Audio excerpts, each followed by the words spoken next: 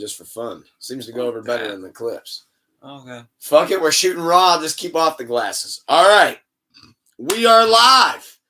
And it is a blessed, wonderful, beautiful, sleepless Friday night, maybe sleepless Saturday morning, depending on how you look at it and your time zone. Could be a sleepless Sunday or a sleepless Monday or Tuesday, depending on when you're watching this.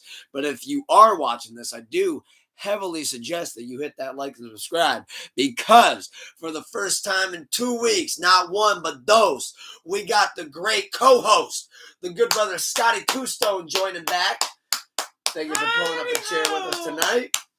And, of course, you got your host, the Criminal, the one that they do, in fact, call him, a.k.a. your scumbag, your captain speaking, the ultimate sensei, a.k.a. we'll save the rest for whatever day we end up doing Sleepless Radio next week. But I am very excited to talk some wrestling. But how have you been doing, Scotty Two-Stone? Doing all right. Looking forward to Forbidden Door. How are you? I could second that. I'm also doing all right. Looking forward to Forbidden Door. Might be getting my hands on some keys tomorrow for a new whip. So the fucking spirit and the energy is high for tonight. And we made it past 7 seconds, so I'm okay to say fuck. That means you're driving to Detroit for the show. That means I might end up being the guy who drives to Detroit for the show, but you guys might have to drive my car back because you know I'm drinking at that bitch. It's been a while since I drove too, so the moment I see an orange cone, you better get ready and brace yourself. Hold the fucking handle, baby. We're hitting that. We're hitting something for sure. But looking really forward to it, though. Everything's been good past couple of days. But in the wrestling world, a lot is unfolded.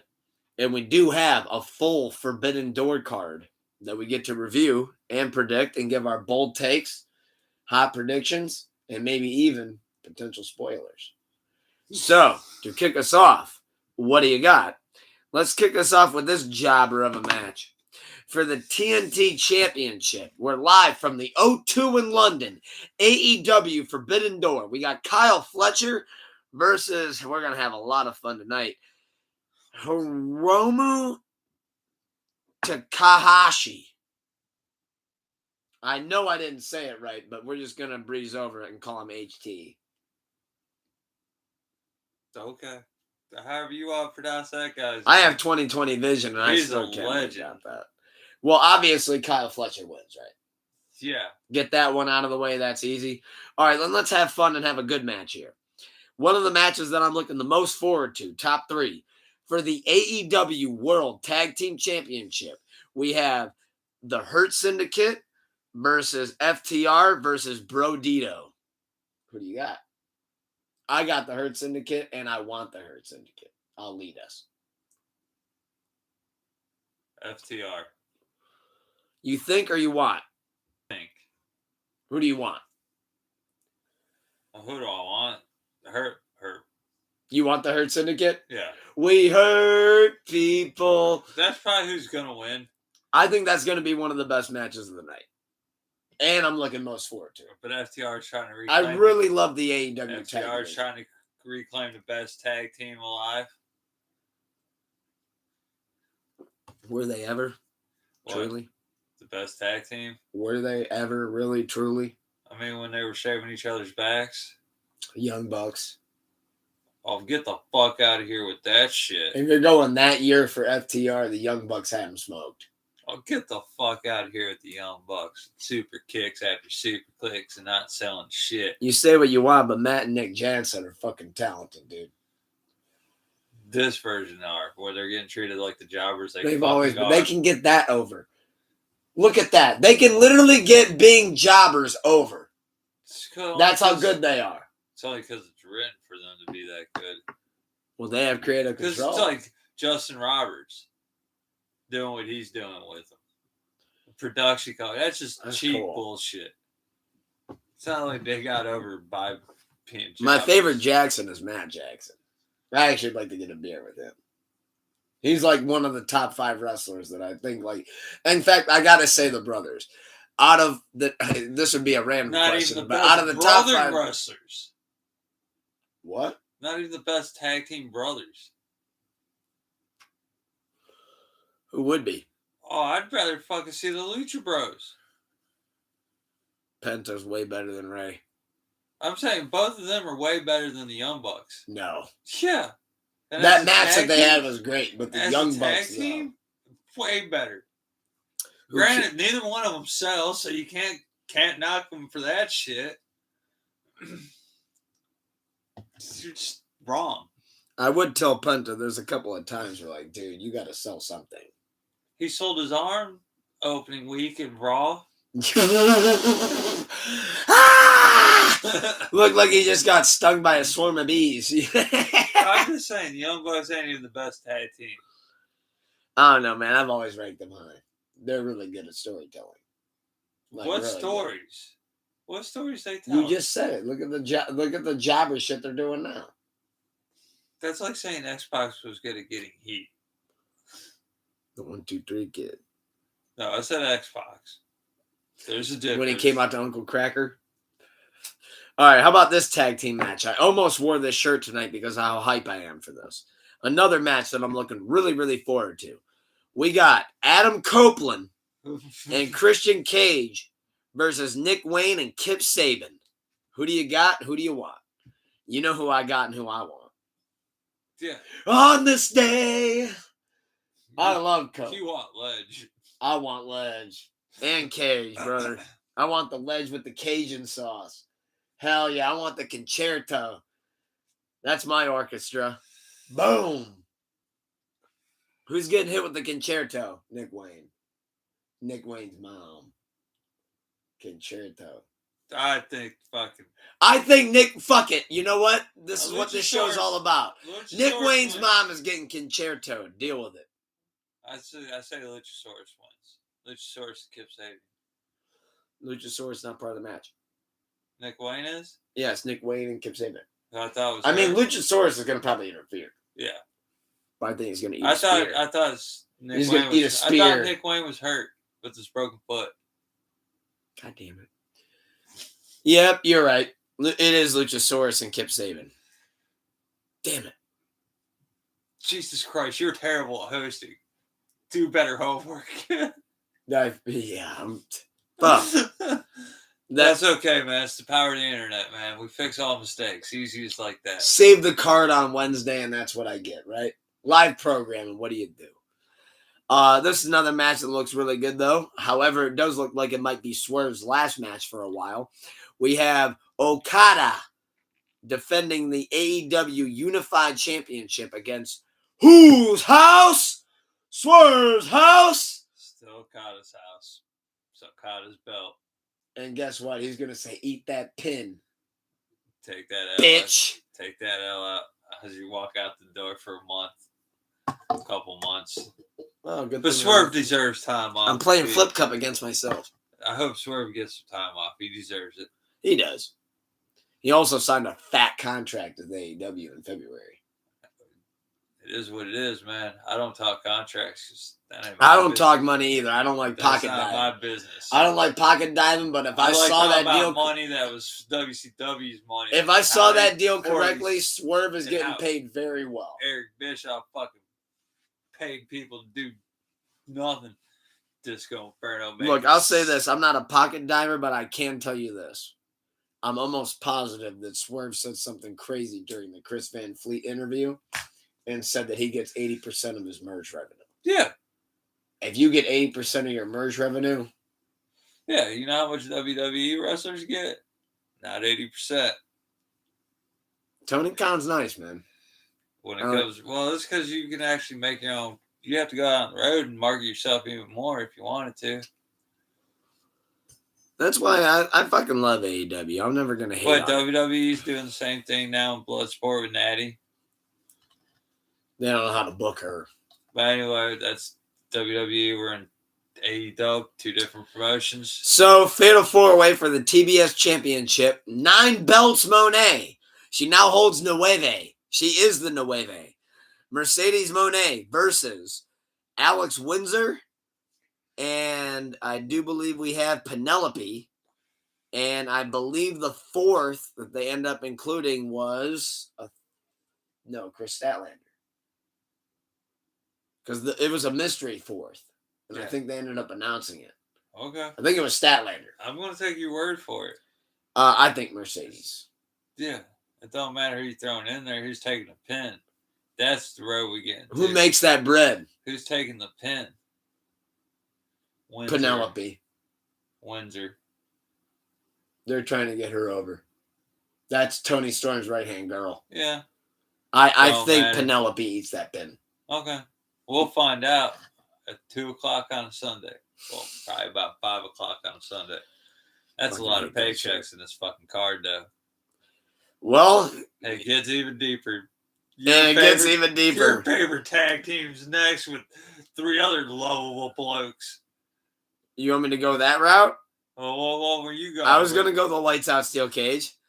So we got Jon Moxley and the Death Riders with Gabe Kidd and the Young Bucks against Darby Allin, Hiroshi Tanahashi, Will Ospreay, and the Golden Lovers. Death Riders and Moxley win. But I want Darby. Who's the Golden Lovers?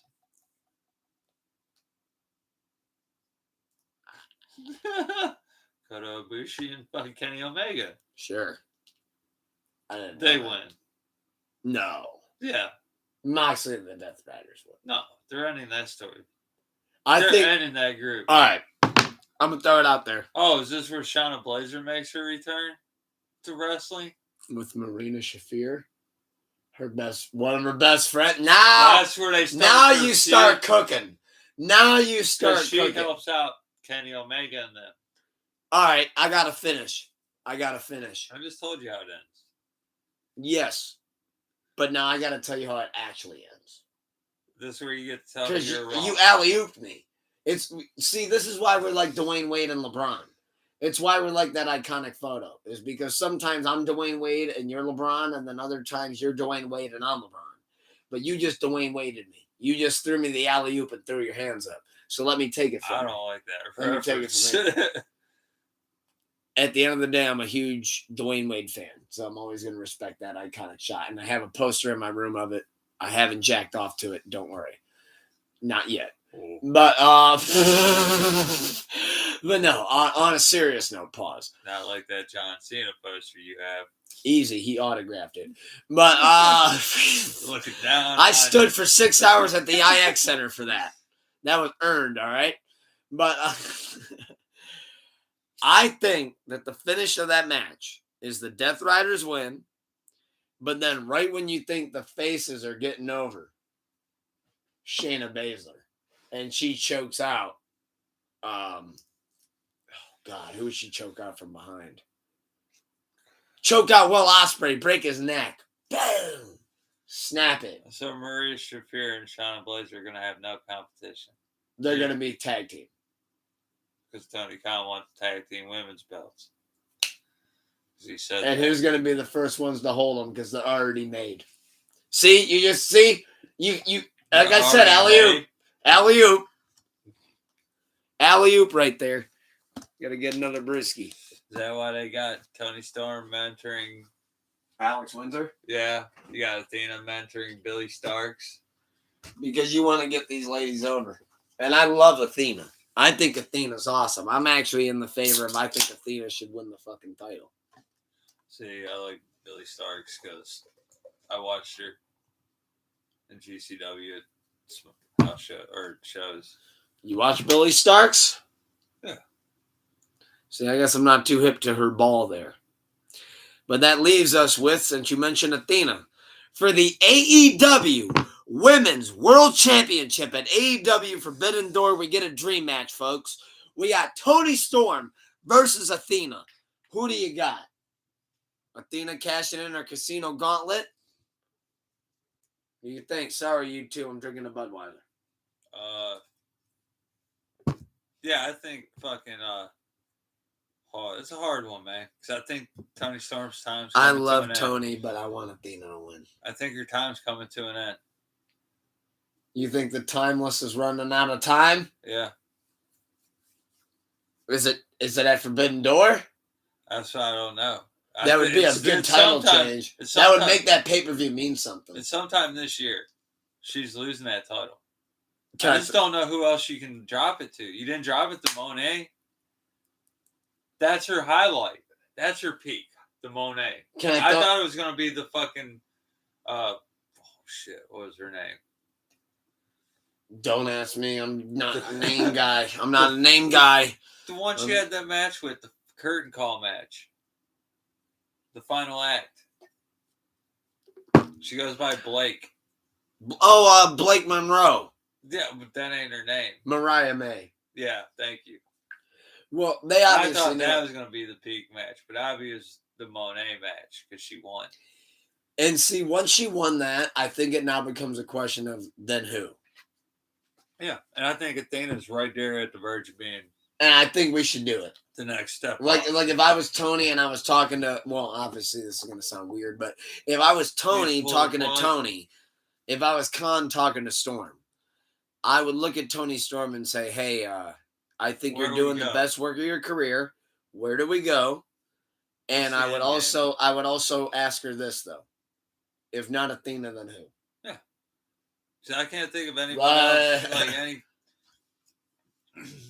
Because you got there's no one else that can wrestle like Athena. I think Athena's the most polished female wrestler they have. Dapper. Continue. I just think she's the most polished wrestler they have, as far as talent wise. I like that statement. Her and Tony. Yeah. It's literally her and Tony Storm. I like Chris Statlander. They have the best gimmick work, the best promos. I like Chris Statlander. I noticed that, I want to throw something out there real quick, actually.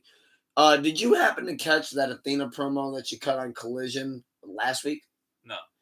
So the internet was like, oh, I can't believe they're putting her in this spot. The internet was hating on her. And I watched that shit.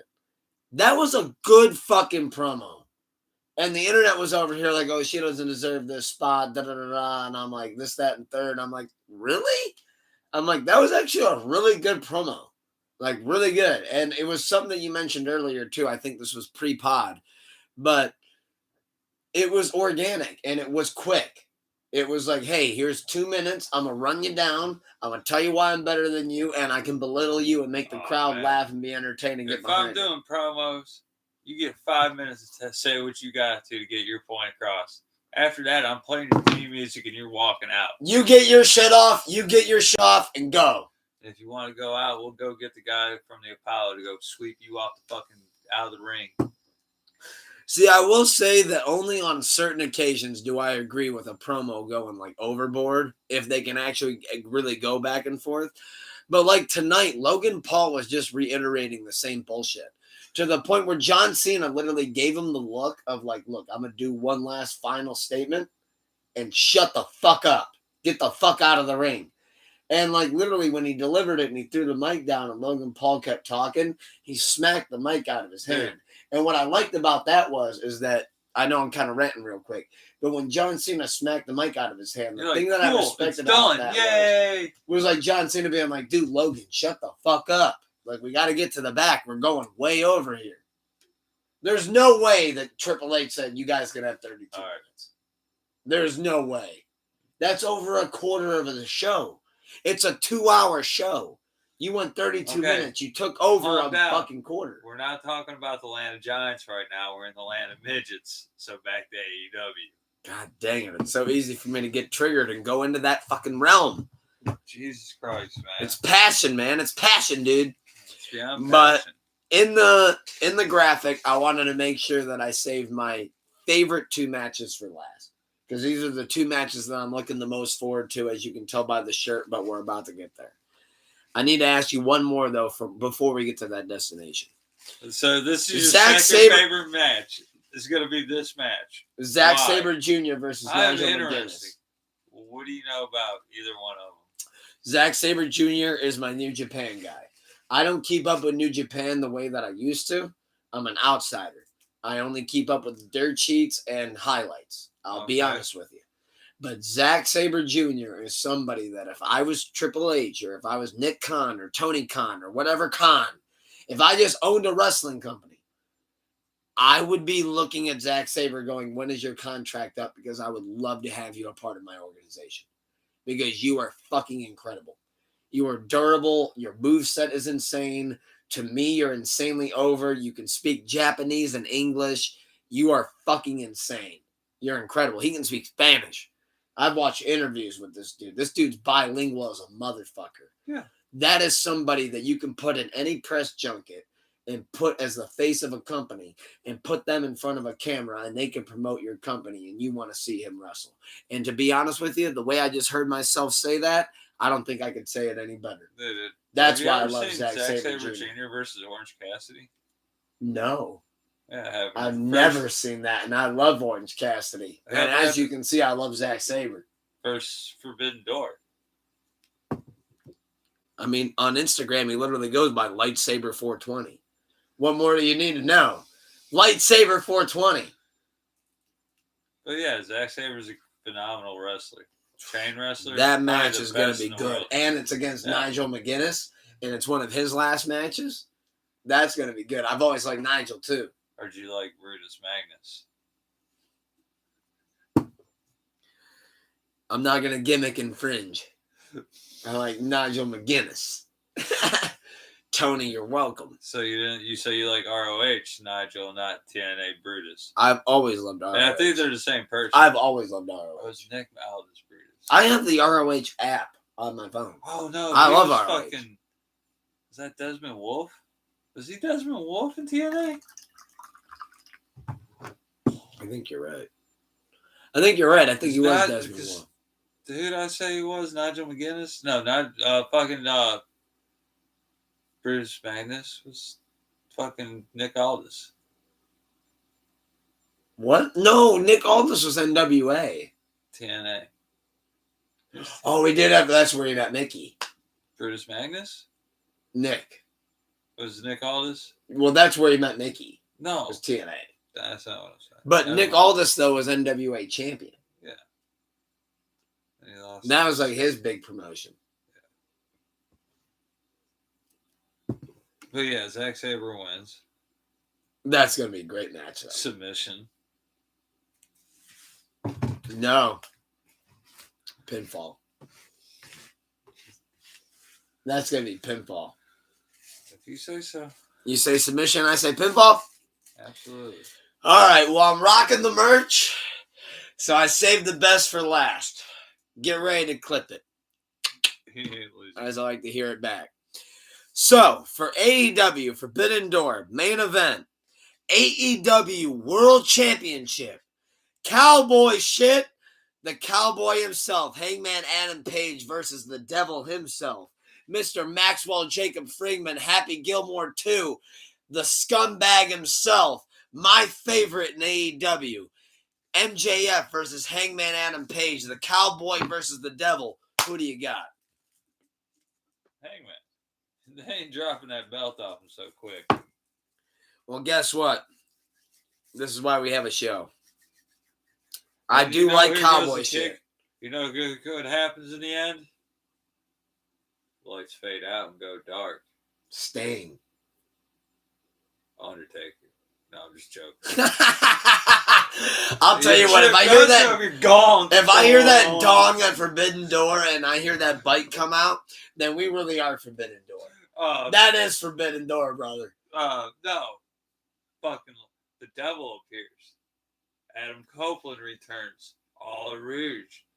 That way we continue the best storyline that we've never got to finish. The Devil storyline. Oh, no, man. And then he cost MJF the championship.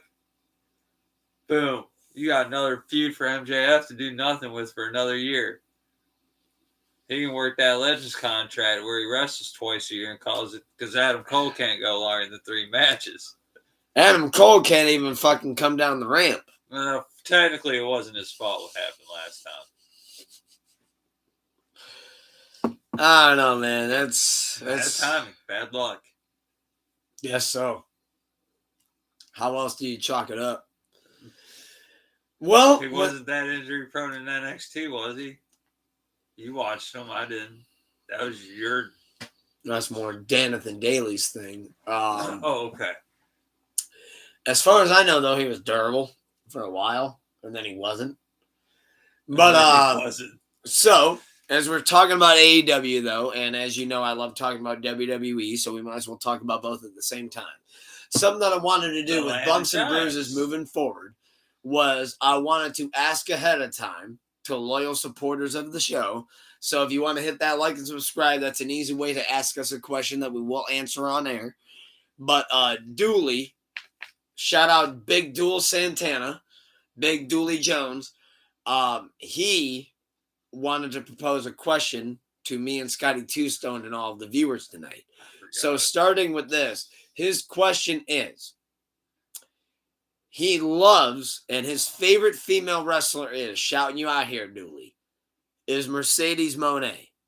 However, he's loved her for years and years since she was in her early roots of NXT.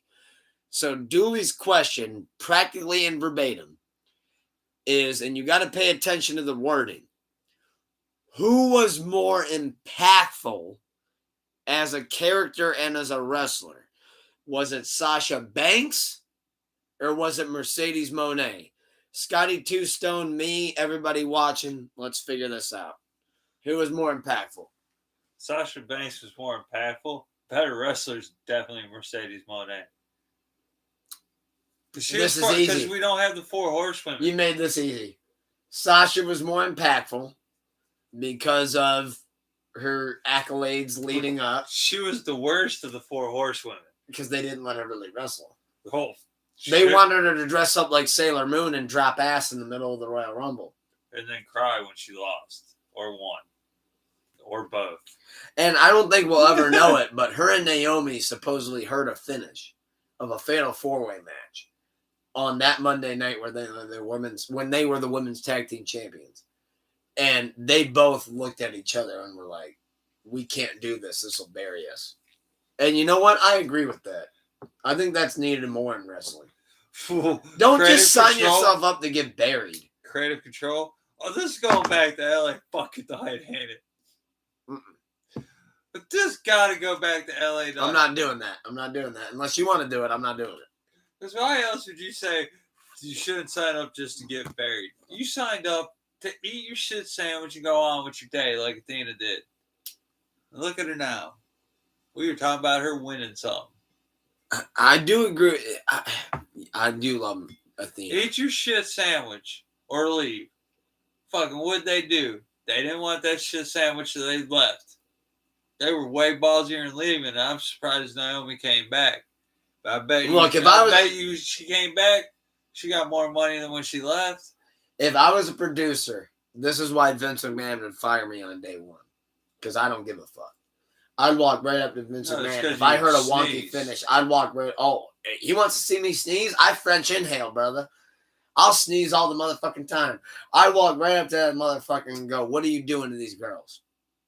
They're not going to job like that tonight. No.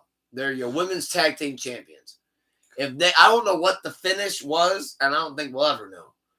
But my point is that if I heard fucking Vince say some wonky-ass Willy Wonka finish, I'd be sitting over there like, man, we're not doing that. Fuck that. You're tripping, I think her as a wrestler is Moné.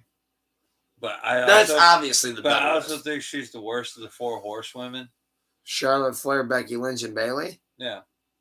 Talent-wise, character-wise. I got Charlotte worst.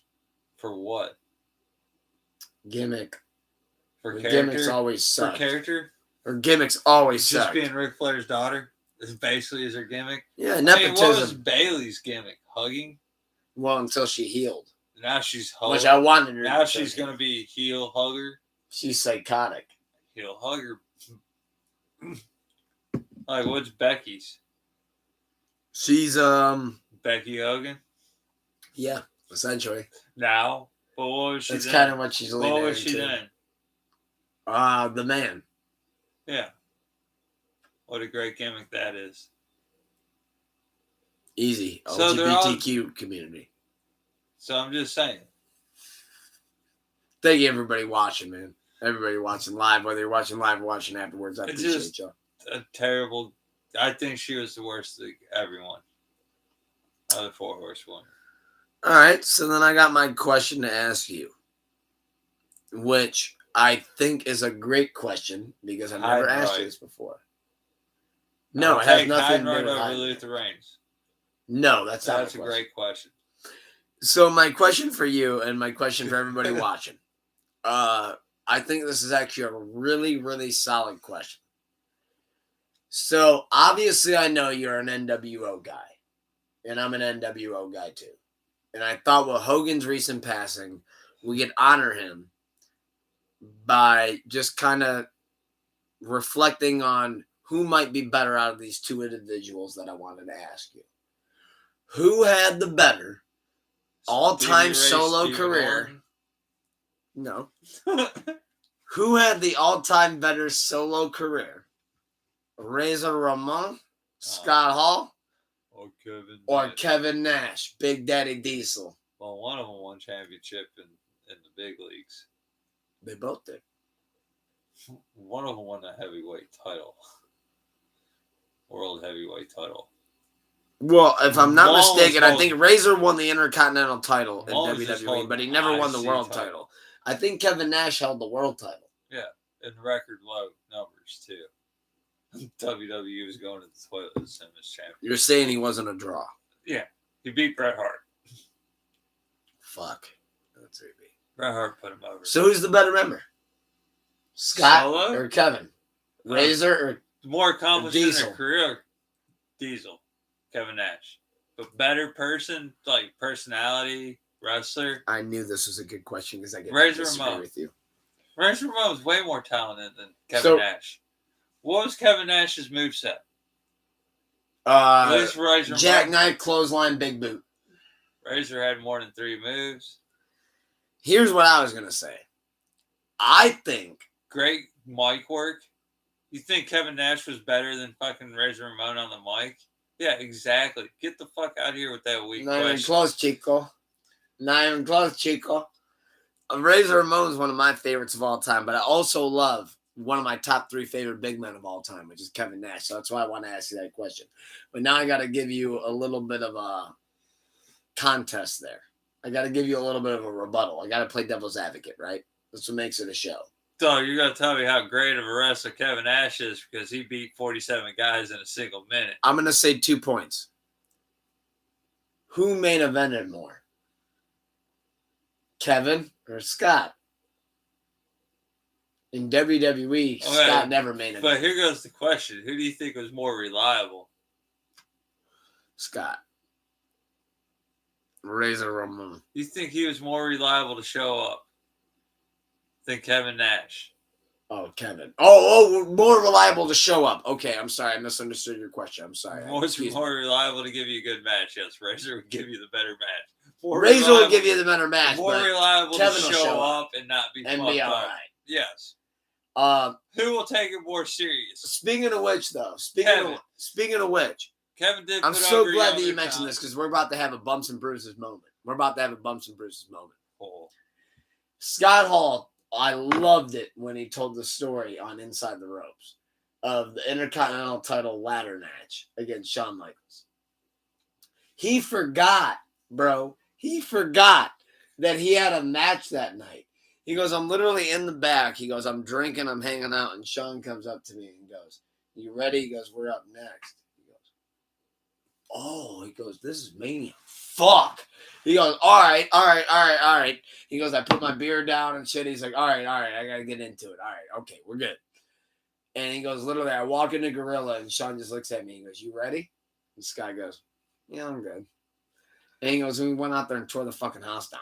I was like, that is. That's how that shit works. That, by the way, I wanted to throw this out there as we're talking about Scott Hall because I fucking love him. I love you, Razor Ramon. R.I.P. Chico.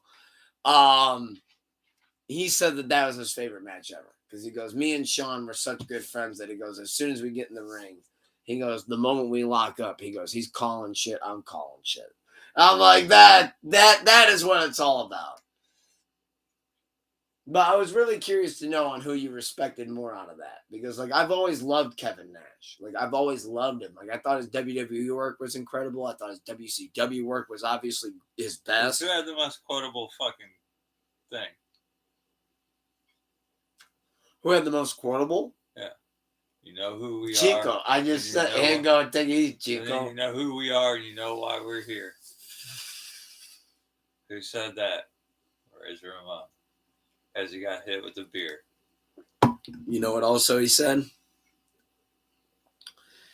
He said, bad times don't last. But bad guys do. Bad guys do. R.I.P. Razor. Him and his Scarface impersonation paying off in the end. And Vince didn't know any better. And Vince never He goes, I literally... How could you not see that movie? Let's talk about Scott for a minute. When Scott... Well, this shows you how much Vince lived in a bubble. Just like, Sting never seen the fucking Crow. And someone told him you should dress up like the Crow. It's iconic shit. Yeah. Sting behind a Sting mask. Iconic shit. Iconic shit. Because how many times have you got jumped by someone wearing their own mask? Or even seen it happen? A lot of people do it to Ray. That's a WWE thing. Fuck you, Luchador.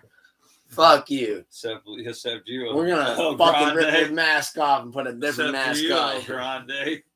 Except for El Grande. Well, what crazy question do you have for me? Because I know it's always a shoot. Oh, yeah. I don't pre-think shit out. Crazy question you got for us.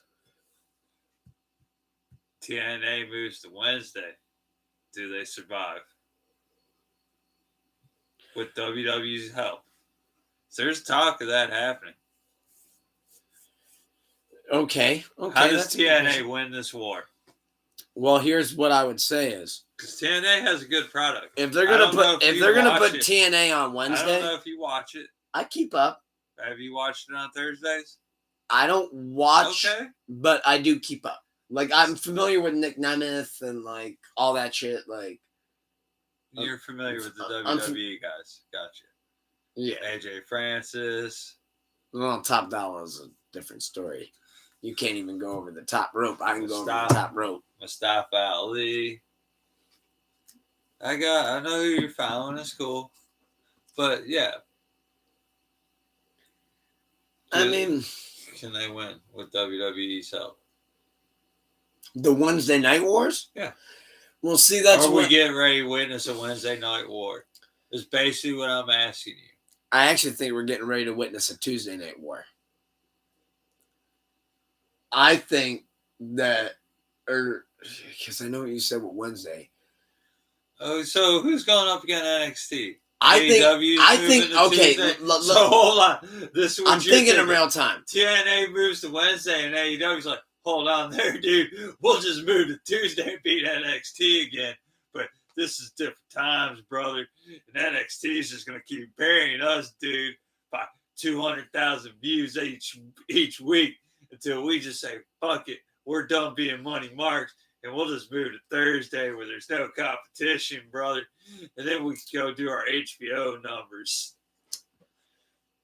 All right. I think you're close there. I think Collision moves to Thursday. And I think Dynamite stays on Wednesday. Makes no sense. But with the competition, you don't want to combat NXT. You want to combat this TNA shit. I think that AEW definitely stays on Wednesday, but I think what they're going to do for some reason is I think they're going to start doing Thursdays. And why I say they're going to start doing Thursdays is because they're signed to TBS. That's a brand deal. You're there for multiple years. There's nothing out of that. There's no conspiracy. There's no speculation. I'm just speaking facts right now. That is a brand deal that they have. I don't think you want to go head-to-head with anything on Tuesday, and they don't want to do Saturdays anymore because with being on TBS, like I mentioned, you have to deal with playoff baseball and playoff basketball. I think they're going to move Collision to Thursday to max the ratings out if I'm Tony Khan. And I think Wednesday is your flagship show. You want to make that beat TNA. You keep that on Wednesday. But I think they're going to actually bring back AEW Dark and have that on Tuesday. And that's the end of my take. Bring back the fucking Jobber show that they ran during. You have a lot of talent, and they're not getting TV time.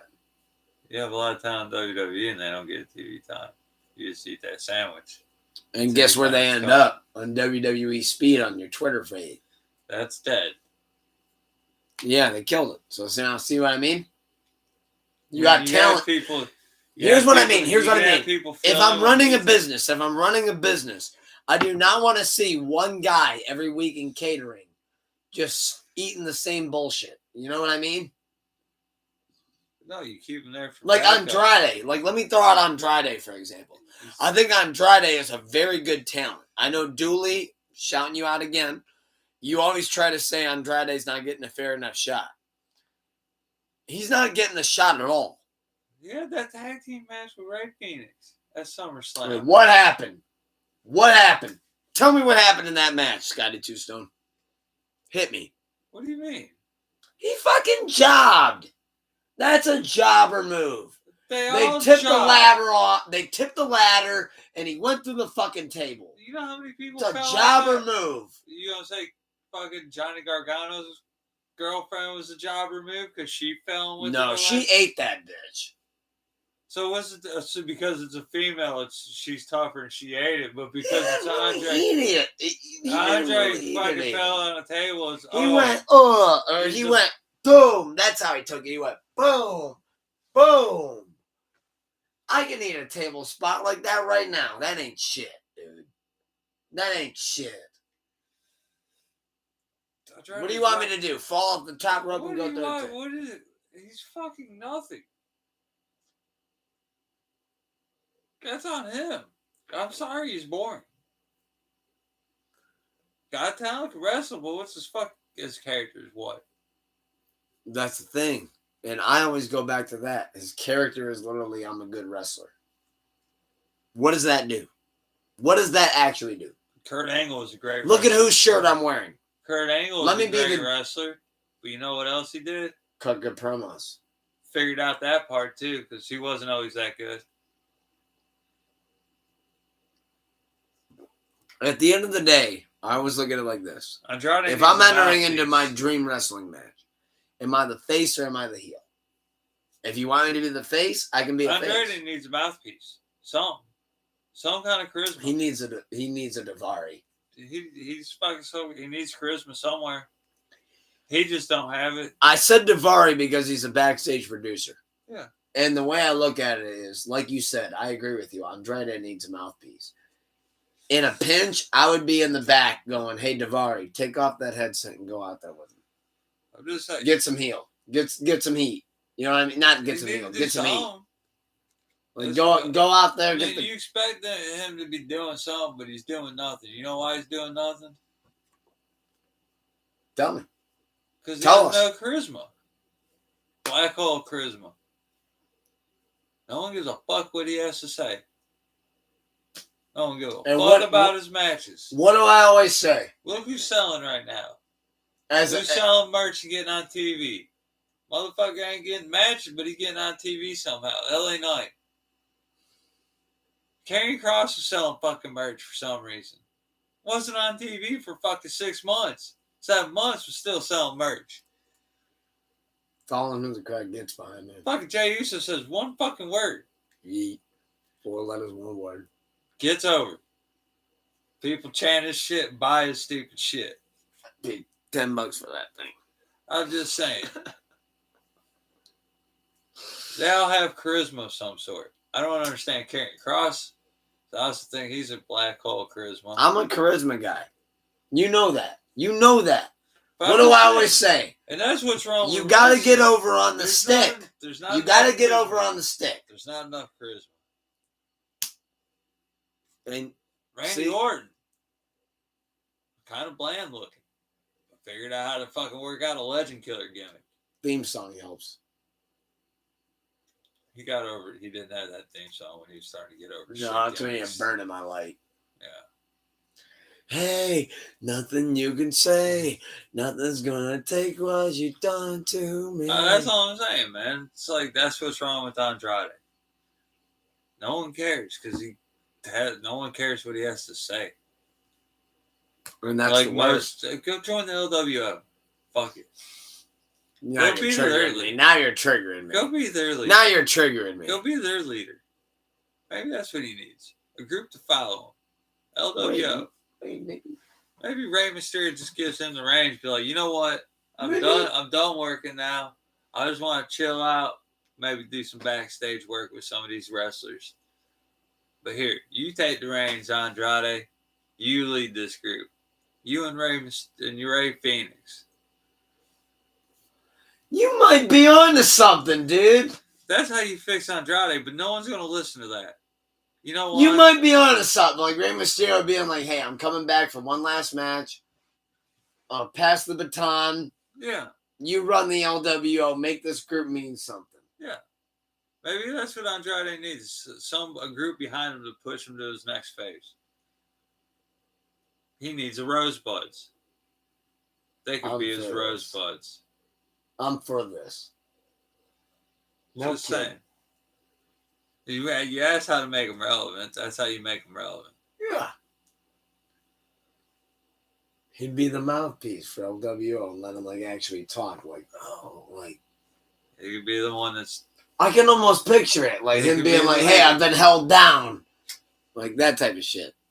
Well, anyways, we want to get up out of here. We want to smoke. We want to drink. We want to play some GM.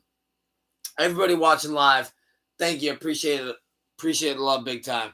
As Mr. Captain, your captain speaking, Mr. El Gratente, keep the love high and the hate low. Wake up with a smile on. Look in the mirror. Remind yourselves of 3 things you're grateful for.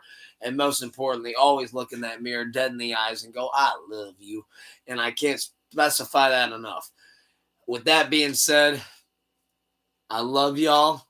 Farewell. Happy trails. See y'all soon. Thank you to the good brother, Scotty Tombstone, for pulling up a chair, joining us on this Bumps and Bruises episode. Scotty Tombstone, would you like to say anything to these great people before we leave up out of here? Andrade's going to be a leader at LWO. He's going to be a leader taking pins for him. Because that's a jobber group. Unfortunately. Don't be a jobber like Andrade. And people are fake, wrestling's real. Maybe something like that. We don't know yet. People are fake, wrestling's real. Don't be a jobber. That's iconic.